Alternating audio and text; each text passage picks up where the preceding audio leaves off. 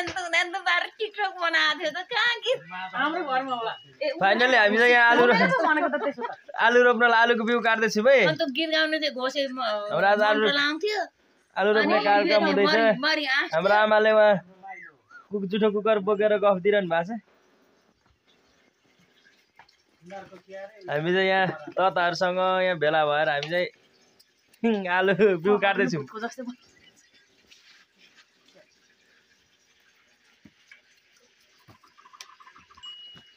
केही एक दुई शब्द बोल्नु नि त नि हो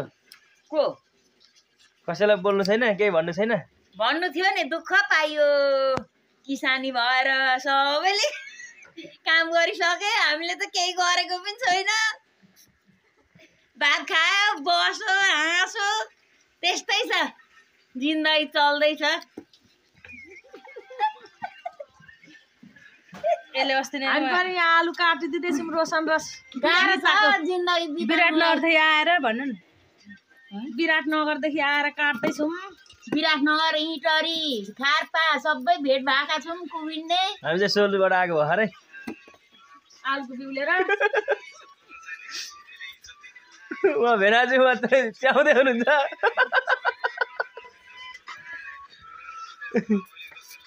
हामी अब आलु रोपेको नि भिडियो आउँछ भिनाजुलाई चाहिँ च्याउने रोग लागेको छ कुबिन्नेको रक्सी खाएको तिमीलाई लाग्यो फाइनली हामीले चाहिँ यसले म क्याम्प हामीले आलु रोप्नु थालिसक्यौँ है यहाँ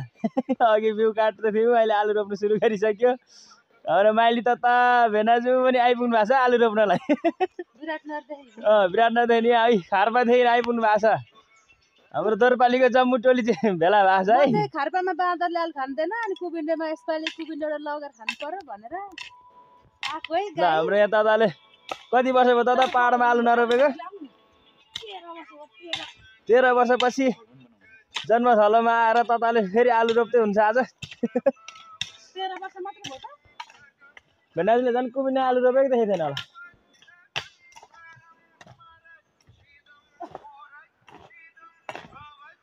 हामीले चाहिँ परसम्म यो पर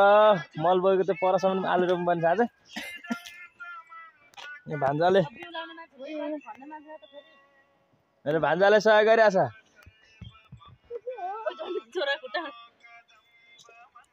ए अघि नै म ब्लक लाउँथे नि त उसको चाहिँ हात जोग्नु चिसोमा मात्रै त्यसै टेक्छु यसरी आलु रोप्दैछौँ हामी हाम्रोतिर चाहिँ यसरी आलु रोपिन्छ तपाईँहरूकोतिर कसरी रोप्नुहुन्छ भेनाजु धेरै पातलो बाक्लो खन्नुभयो पातलो गर्नु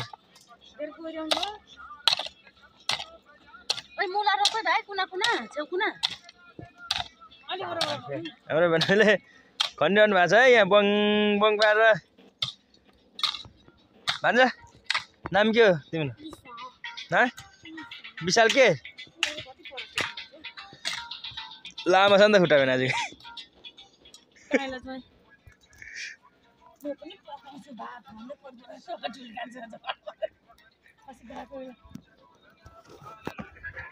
ल हामी चाहिँ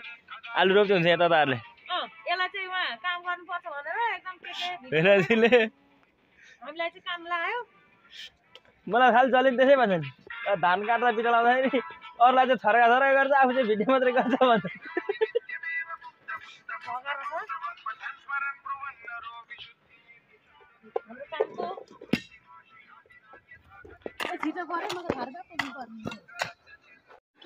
ल हामीले चाहिँ आलु यति बनाइसक्यौँ है रोपेर हाम्रो आलु रोप्ने कार्यक्रम हुँदैछ ए हाम्रो आमा पनि आउँदैन चाहिँ आलु रोप्नलाई फाइनली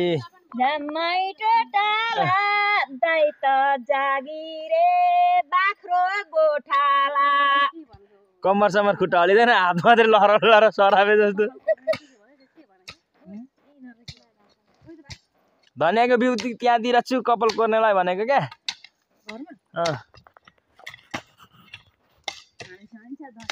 हामीले आलु रोप्दैछौँ कति तँलाई त पैसा दिन पनि बिर्सिन्छु पैसा चाहिँ त्यसलाई नदिनु क्या मलाई दिन त्यसलाई दिनु पर्ने नि त तँलाई त पर्दैन नि त ज्वाइँ जागिर हुनुहुन्छ ए हामी चाहिँ आलु रोप्दैछौँ 0.5 बाट भिडियो बनाएको मैले आलुको बिउ धेरै मसिनो काटेर तपाईँहरूले यत्रो यत्रो बिचरा काट्ने चाहिँ रोशन है यो ठुल्ठुलो चाहिँ मैले काटेको थिएँ यहाँ हाम्रो आलु रोपाइ हुँदैछ भेनाजु खनेर साह्रो पर्नु भएको छ पारिपट्टि देखिने डाँडा रमाइलो छ डाँडा त रमाइलो छ यस्तो दामी सिङ आउँछ हौ भिडियो डाँडाको ढाकाजी अङ्कललाई सोध्नुपर्छ सब कुरो उहाँलाई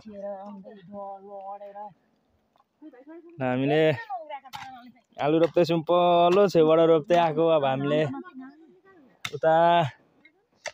उता परसम्म रोप्नुपर्ने छ आलु फाइनली हामीले आलु रोप्दैछौँ बुटुके बारीमा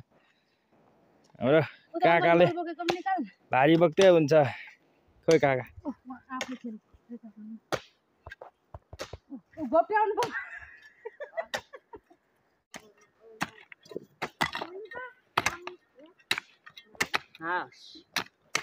हाम्रो अङ्कलले पनि उहाँ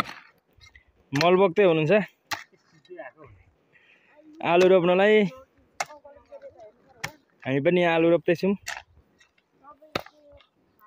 हाम्रोमा चाहिँ भर्खर भर्खर आलु रोप्ने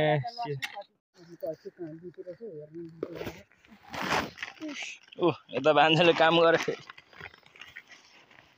आफ्नै आलु रोपेको भने उसले पनि धेरै मन लाग्यो है क्या खै भाइ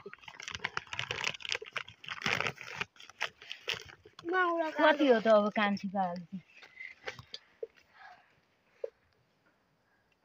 कान्छीको भने पनि के छ तिम्रो खबर तिमीले के काम गरेको भन्छ आमा के छ खबर छ नि भयो जति सन्जय हो दुखिरहेछ नि टाउको के दुख्यो टाउको अनि दाँत निच्चा निच्चा राम्रो छ त राम्रै हुन्छ नि राम्रा मान्छेको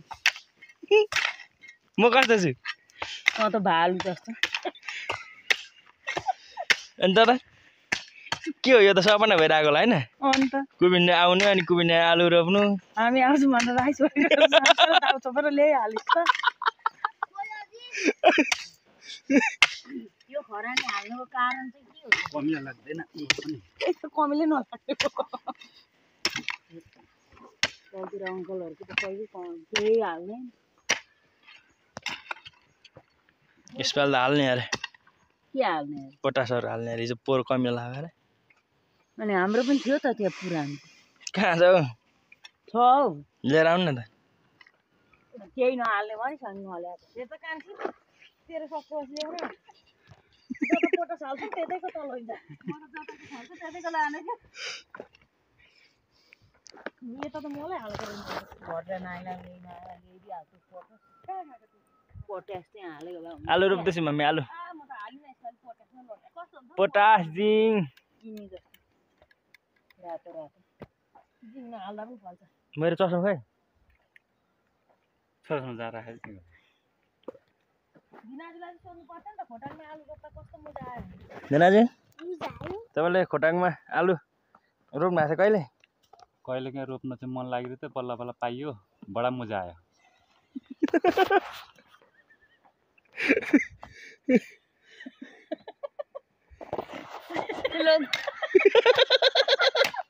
के घुर जान्दा मान्छे खर हाम्रो चाहिँ यहाँ आलु रोप्नलाई रमाइलो भइरहेछ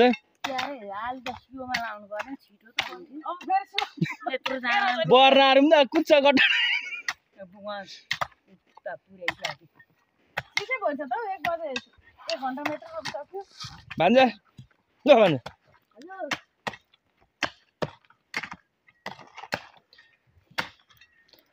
ढुङ्गा चाहिँ एउटै नटिपौँ है यसपालि त ढुङ्गा टिप्ने नि पोरे काप पछि चाहिँ छोडिहाल्नु क्या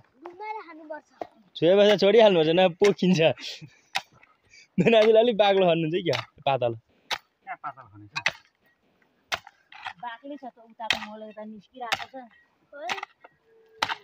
के छ नीति खबर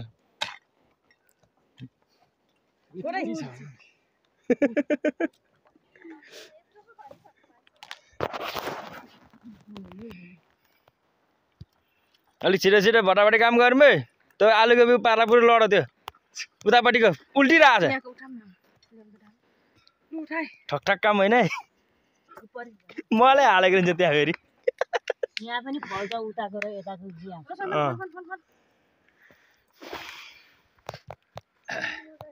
दिदीले झन् आलु रोपै देख्नु भएको थिएन होला पाहाडमा होइन फर्स्टचोटि पाहाड टेक्नु भएको फर्स्टचोटि